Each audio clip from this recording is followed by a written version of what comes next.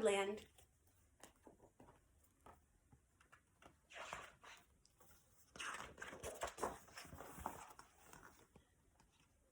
They had spent the day high up in the mountains. So high were they that they could look at the clouds below them. "It's getting late, and the light is fading fast," said Albert's father. "We must hurry down before it gets dark." Then something terrible happened. Albert tripped and fell off a cliff. Albert's mother and father looked everywhere, but they couldn't find him. They were very sad because they loved their little Albert.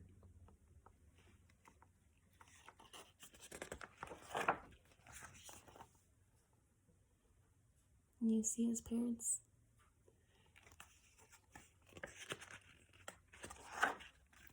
But Albert was lucky. The children who lived in the clouds had seen him falling and said some magic words. They either said, "Fumble, growly, goggle, ho, he," or "Teetum, waggle, berry, seeny," or was it "Gargle, giggle, fiddle, numdee"? Albert found himself becoming very light, and then the cloud children caught him. "We'll make you a bed in the clouds, Albert," they said. "You must be tired after your fall."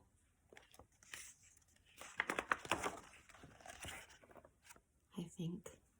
Let's see. Can you see him sleeping? And there he is, sleeping in the cloud.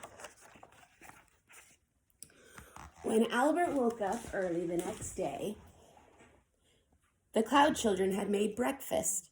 "After breakfast, we're all going to climb up those tall clouds and play jumping games," they told him.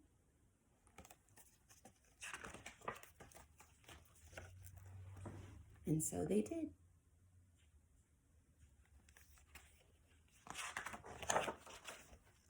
Albert enjoyed jumping. He wasn't at all afraid because he felt as light as a feather. After the jumping games, they played cloud ball with the clouds were becoming darker and darker. "There's going to be a thunderstorm. Let's make as much noise as we can," said the children.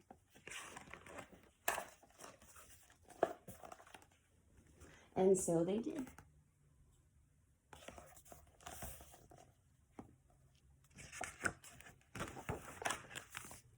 Then it began to rain. "We're going for a swim now, Albert," said the cloud children.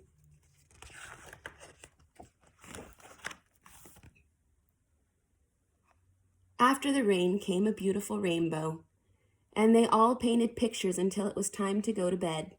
The next day there was a strong wind, and they were able to have races. They raced each other on the little clouds, which was great fun until Albert found he was being left far behind.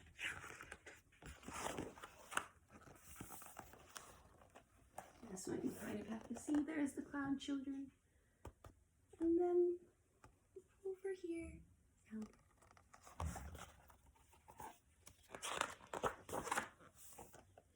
Albert was all on his own. The other children were drifting farther and farther away, and suddenly there was a terrific noise and a rush of air, and Albert was nearly knocked off his cloud. Can you guys see what it is?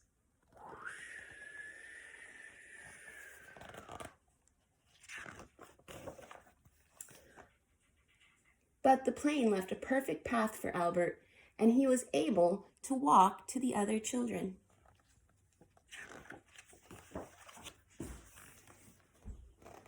Albert was enjoying his time in the clouds and the games with the children.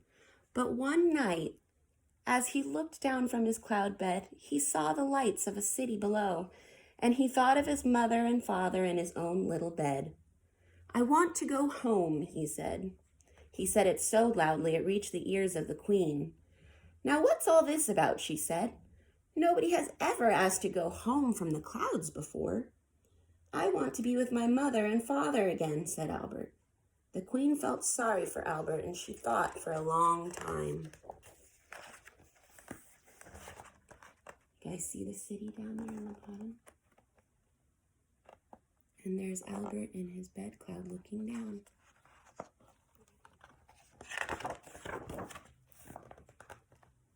At last she said, "I have a plan. It will be difficult, but I'll try to make our clouds drift over where you live."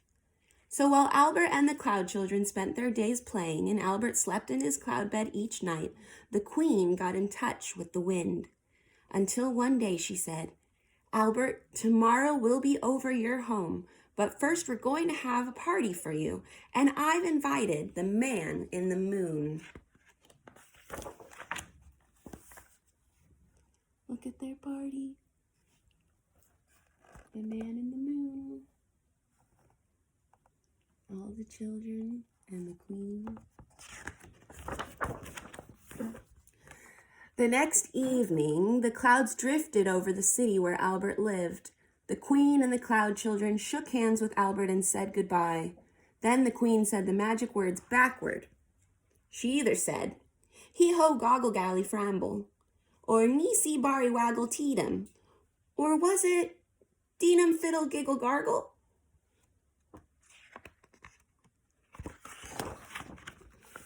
The next thing Albert knew was that he was back in his own little bed, in his own room, and his mother and father were with him. Albert sometimes wishes he could be back playing with the cloud children, and he tries to remember their magic words. People hear Albert saying strange things to himself like, "Nari bluey beanie hoo," or "Meeky Maggie diddle dee do," but he can never quite remember it right. There goes Albert talking to himself, they say. He always did have his head in the clouds. The end. I hope you enjoyed the story today. Maybe get outside, look at some clouds, or find a rainbow.